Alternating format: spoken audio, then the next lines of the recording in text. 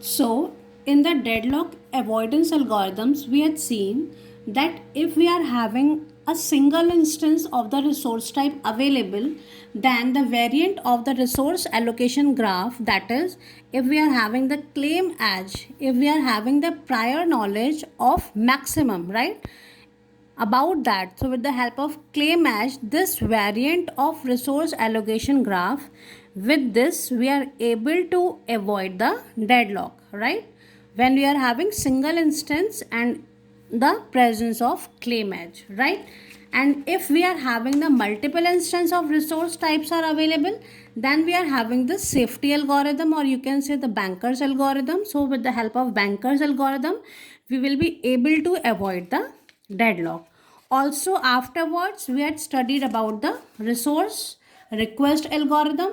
In the resource request algorithm, if at any instance of time a process requests for additional resources, then to decide that whether we will be grant this request or not, right? So this resource request algorithm.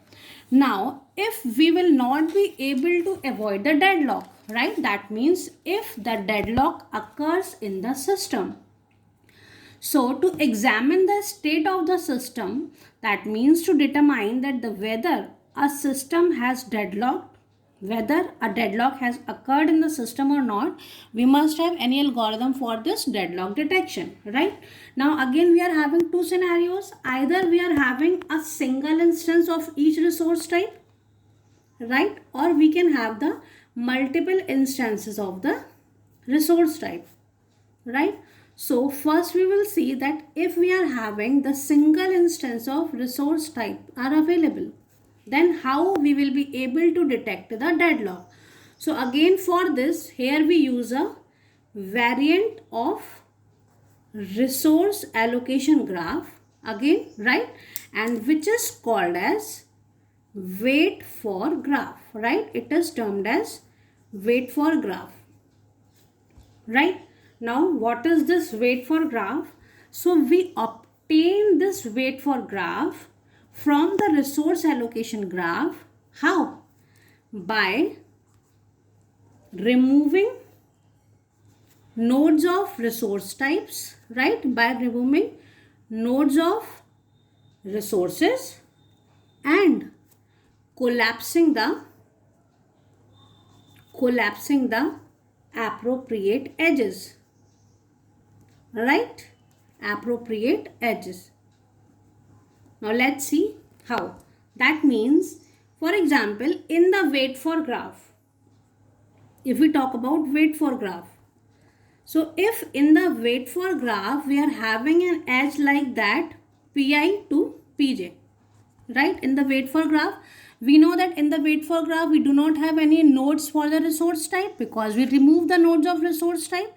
So in the wait for graph we have nodes of only processes. So if there is an edge between pi to pj in the wait for graph, then what does it mean? So this edge exists in wait for graph if and only if, right, if and only if in the resource allocation graph we are having the corresponding two edges. That means if we are having a scenario in resource allocation graph that pi is waiting for the resource rq and this rq resource is allocated to pj process, right?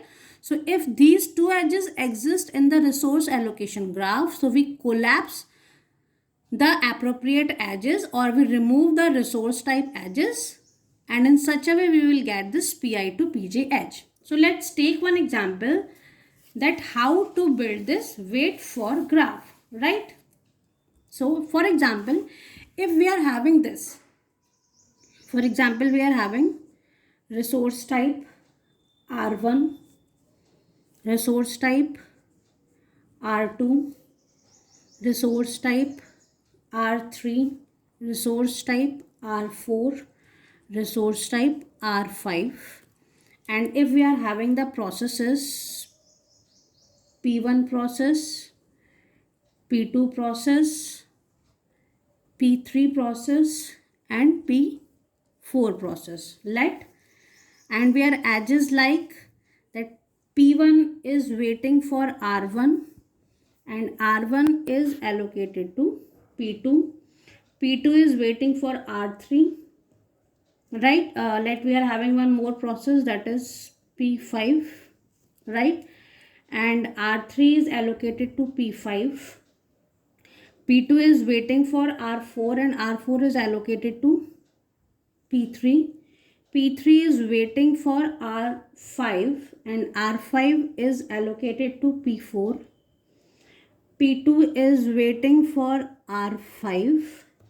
Similarly, P4 is waiting for R2 and R2 is allocated to P1 process. That we are having this kind of scenario, right? And we have to build the wait for graph, right? So how wait for graph is built? In the wait for graph, we are having only the edge nodes of processes. That means we are having node of P1 process, P2 process, P3 process, P4 process and P5 process, right?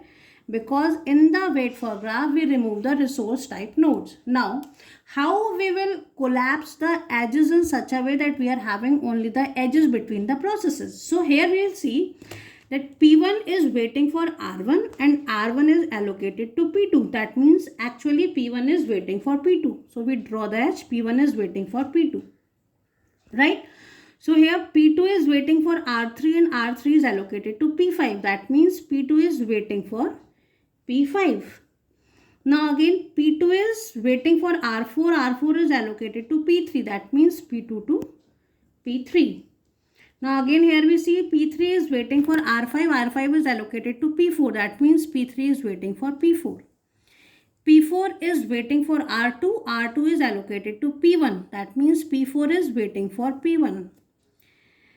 Is there any more edge remains? No. That means this is our wait for graph, corresponding wait for graph for this resource allocation graph, right? So this way we will generate the wait for graph. Now to detect the deadlock, a deadlock exists in the system if and only if the wait for graph contains cycle, right?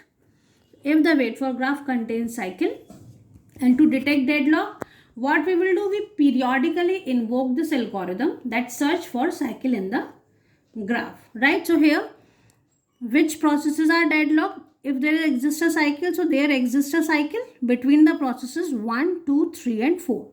So 4 processes are in deadlock state. Not the system is in the deadlock state.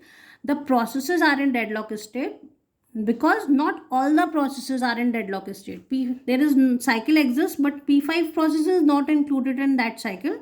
So 1, 2, 3, 4. These 4 processes are in deadlock state. So to detect the deadlock detection, in case of single instances, we can detect by using this wait for graph. Now, next is, if we are having the multiple instances of resource type is available, then this wait for graph scheme is not applicable, right? So for the multiple instances, we are having another deadlock detection algorithm.